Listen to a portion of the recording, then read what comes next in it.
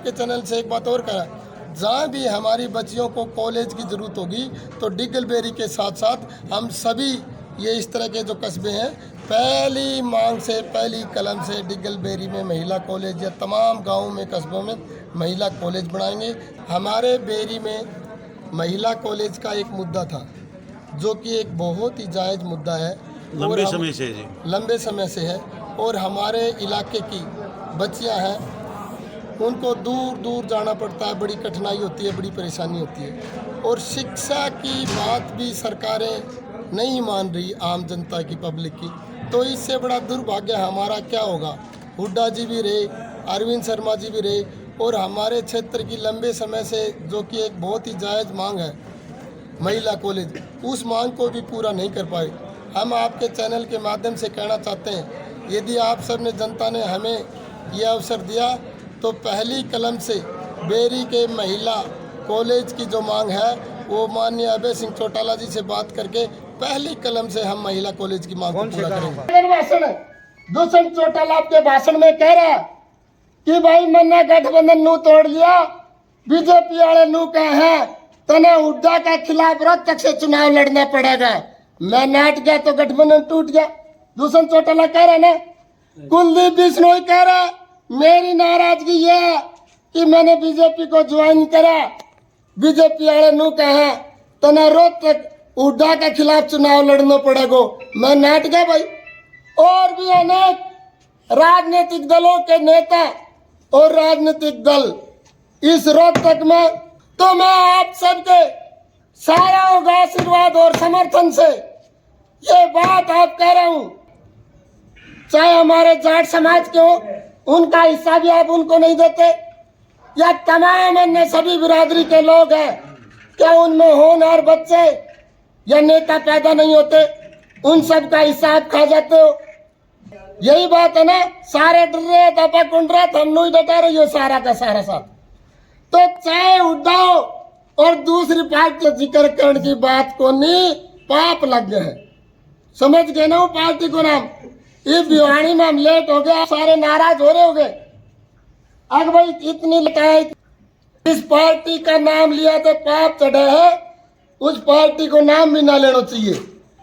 जो महिलाओं की इज्जत को तार तार कर रहे हैं, जो हमारे मान सम्मान स्वाभिमान की बढ़ती पगड़ी साफा को गिंडी बना रखो है, गिंडी की तरह लात मार मार कंपटीशन चालियो है, कौन ज्यादा लात मारे वो पगड़ी ठाकर की सापा का, उन्हें या बीजेपी बड़ो इनाम दे, उन्हें बीजेपी टिकट दे, उन्हें बीजेपी मंत्री बनावे।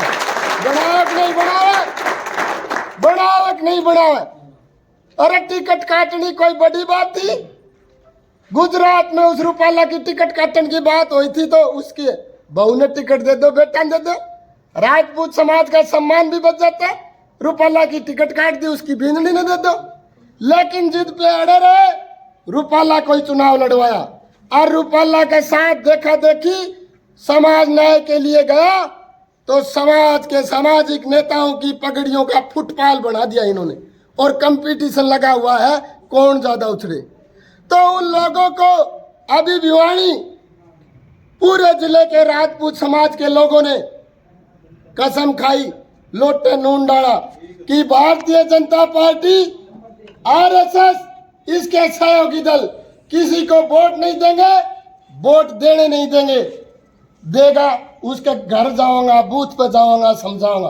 तो उस पार्टी को तो नाम लेकर अपना समय खराब ना करो, अग बीजेपी नूसर, बीजेपी नूसर ना, कोई वोट ही कौन दे, उनको जिक्र ही क्यों करो। आप पर देख लेंगे जैसे पश्चिम यूपी में होया, गुजरात में होया, राजस्थान में होया, जो जो करने समय आओगे समाज के सामाजिक लोग बड़ी बड़ी पंचायतें करेंगे, महापंचायतें करेंगे, लोटन नून डालेंगा, वोट को नहीं देने दे। तो बीजेपी ने राजपूत समाज वोट दे को नहीं, देन कौन दे। कांग्रेस ने आपा कदे सपना में भी वोट दे कौन सका। तो सॉल्यूशन क्या हो, सॉल्यूशन अपन निकाल लिया ना भाई, सॉल्यूशन तो अपन ने निकाल लिया। भाई राकेश तंवर संघर्ष करो, हम तुम्हारे साथ हैं। भाई राकेश तंवर संघर्ष करो, हम तुम्हारे साथ हैं। भाई राकेश तंवर जिंदाबाद। भाई आपने तो सोल्यूशन निकाल दिया। अभी बयानी में ये चर्चा हो रही थी, अगर रोकते काला ठाकरा ने इतनो शानो काम करो, 31 तारीख ने कुलाड़ा चौक पे 36 बिरादरी साथ लेकर महापंचायत करके निर्णय ले लिया, प्रत्याशी तैयार दिया। आज वे कह रहे थे बयानी वाले हम क्या करा, कोई बोले कांग्रेस ने समर्थन दे दो, बोलो कांग्रेस में तो पहले 4 फुट हो रही है। कोई का राव दान सिंह ने दे दो, बोलो राव दान सिंह का राव बहादुर का है, लोटे नून गाड़ दो, राव दान सिंह ने ना दो। राव बहादुर सिंह कह रहा कि लोटे नून गाड़ दो, राव दान सिंह ने ना दो। कोई कभी जे तो समाधान नहीं था ना, आज उठ के आगे समाज के पास समाधान नहीं था। समाधान क्यों नहीं था? समाज के पास प्रत्याशी नहीं था। यदि बयानी में आज प्रत्याशी होता तो समाज भी ये कहता कि ये काम करें। तो मैं रोहतक जिले के राजपूत समाज के साथ साथ 36 बिरादरी के उन भाइयों का धन्यवाद करूंगा और आपकी सूझबूझ, आपकी समझदारी, आपके हौसले, हिम्मत की दाद देता हूं कि आपने 1 महीने पहले निर्णय कर लिया जो आज पूरे हरियाणा में अभी कैसे कर रहे थे। आज आप इस कार्यकर्ता मीटिंग में समाज के नाम ले रहे थे, मैं चेहरों को जानता हूं।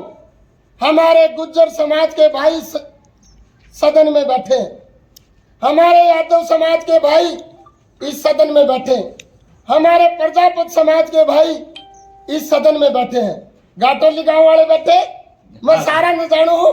घाटोली गांव का हमारा यादव भाई बैठा, घाटोली गांव के हमारे गुज्जर भाई बैठे, हमारे प्रजापत भाई। क्या प्रोग्राम किया गया है जज्जर में? आप सभी पत्रकार साथियों का, आपके चैनल का, सभी व्यूअर्स का, फॉलोअर्स का बहुत बहुत धन्यवाद करता हूँ, आभार प्रकट करता हूँ, राम राम करता हूँ। आपने हमारे इस कार्यक्रम की कवरेज की और इसका प्रचार किया, इसके लिए आपका बहुत बहुत धन्यवाद। राकेश जी, जो आज पद वितरण किए गए हैं पार्टी के, उसके बारे में बताइए। हाँ, ये राष्ट्रवादी जन लोक पार्टी के कर्मठ और बहुत ही मेहनती पदाधिकारी थे, जिनका आज इस कार्यकर्ता सम्मेलन में पद वितरण किए गए हैं। तो मैं आपके चैनल के माध्यम से सभी नवनियुक्त पदाधिकारियों को हार्दिक शुभकामनाएं देता हूँ। क्या पार्टी किसी गठबंधन से लड़ेगी राकेश जी? जी, आज हमारा राष्ट्रवादी जन लोक पार्टी इंडियन नेशनल लोक दल से गठबंधन में ये 2024 का लोकसभा चुनाव लड़ रही है, जिसमें रोहतक लोकसभा और भिवानी महेंद्रगढ़ लोकसभा राष्ट्रवादी जन लोक पार्टी के सिंबल पे लड़े जाएंगे और बाकी 8 सीटों पे इनेलो के सिंबल पे चुनाव लड़े जाएंगे। ठीक उसी तरह इनेलो के सभी कार्यकर्ता सभी बूथों पे रोहतक में राष्ट्रवादी जन लोक पार्टी के साथ कंधे से कंधा मिलाकर काम करेंगे। ठीक उसी तरह पूरे हरियाणा की 8 लोकसभा सीटों पे राष्ट्रवादी जन लोक पार्टी के सभी तमाम कार्यकर्ता और पदाधिकारी इनेलो के पक्ष में वोट डालने के लिए तन मन धन से अपना योगदान देंगे। आरजेपी नई पार्टी है सर, तो युवाओं का, जनता का कैसा समर्थन मिल रहा है सर? देखो, आरजेपी पार्टी 2019 के हरियाणा के विधानसभा चुनाव में रजिस्ट्रेशन हुई थी और उसमें हमने हरियाणा की 8 विधानसभा सीटों पे चुनाव लड़ा था। थोड़ा ही समय था, मैंने नॉमिनेशन किया, उसी दिन पार्टी का सिंबल मिला था। फिर भी हम 10,000, 15,000, 16,000 तक गए। कई सीटों पे हम कांग्रेस से भी ज़्यादा वोट लिए। हरियाणा की कई ऐसी सीटें रही जिसमें हमने कांग्रेस से भी ज़्यादा वोट लिए और अन्य तमाम राजनीतिक दलों से ज़्यादा हमने विभिन्न सीटों पे मात्र 1-1.5 महीने की तैयारी में वोट लिए। अभी 5 वर्ष पूरे हो गए। राष्ट्रवादी जन लोक पार्टी के कार्यकर्ता, पदाधिकारी, वोटर्स, व्यूवर्स, फॉलोअर्स काफ़ी संख्या में हरियाणा प्रदेश ही नहीं पूरे भारत में बढ़े हैं और आप इसका परिणाम और आगाज़ देख भी रहे हैं। पूरे हिंदुस्तान में भारतीय जनता पार्टी का जिस तरह से विरोध हो रहा है, उस विरोध में अहम योगदान राष्ट्रवादी जन लोक पार्टी का भी है और समाज के सामाजिक विभिन्न संगठनों का भी है। पार्टी के घोषणा पत्र के बारे में बताइए। पार्टी के घोषणा पत्र ना किसी का अधिकार छीनेंगे और ना अपना अधिकार किसी को छीनने देंगे। जो भी वर्ग शोषित, पिछड़े, छोटे छोटे टुकड़े में इन लोगों ने बांट रखे हैं, हम उन सभी पिछड़ों को जिनका हक नहीं मिला उनका हक हिस्सा दिलाने का कार्य करेंगे। जिनका हिस्से का पानी नहीं मिला, जिनके हिस्से की रोजगारी नहीं मिली, जिनके हिस्से का रोड नहीं मिला, उन सबको उनका हिस्सा दिलाने का काम राष्ट्रवादी जन लोक पार्टी करेगी। पार्टी के राष्ट्रीय अध्यक्ष माननीय श्री शेर सिंह राणा साहब हैं और हरियाणा का प्रतिनिधित्व युवा आपका राकेश तंवर जो आपके रोहतक लोकसभा का प्रतिनिधित्व करने जा रहा है। अभी मैं ही देख रहा हूँ राष्ट्रवादी जन लोक पार्टी का चुनाव चिन्ह सर। चारपाई का निशान है और 2019 के विधानसभा में भी यही था और अब 2000 लोकसभा के चुनाव में भी चारपाई का निशान पार्टी का होगा। जिस प्रकार सांसद दीपेंद्र हुड्डा मेट्रो लेके आने की बात कर रहे हैं और अरविंद शर्मा जो सांसद हालिया वो भी कह रहे हैं कि जब तक मेट्रो लेके आएंगे मेट्रो तो आप छोड़िए, मेट्रो की बात तो ये तो इन सपने दिखा के लिए से के माध्यम से तमाम दर्शकों को एक वादा है कि भारतीय जनता पार्टी जो अग्निवीर योजना लेके आई है, जिससे देश की फौज को खतरा है, देश के युवाओं को खतरा है, देश के जवान को खतरा है, जवानों की जवानी बर्बाद हो रही है। पहली कलम से हम अग्निवीर योजना को ख़त्म करेंगे, एक देश एक सेना एक योजना बनाएंगे।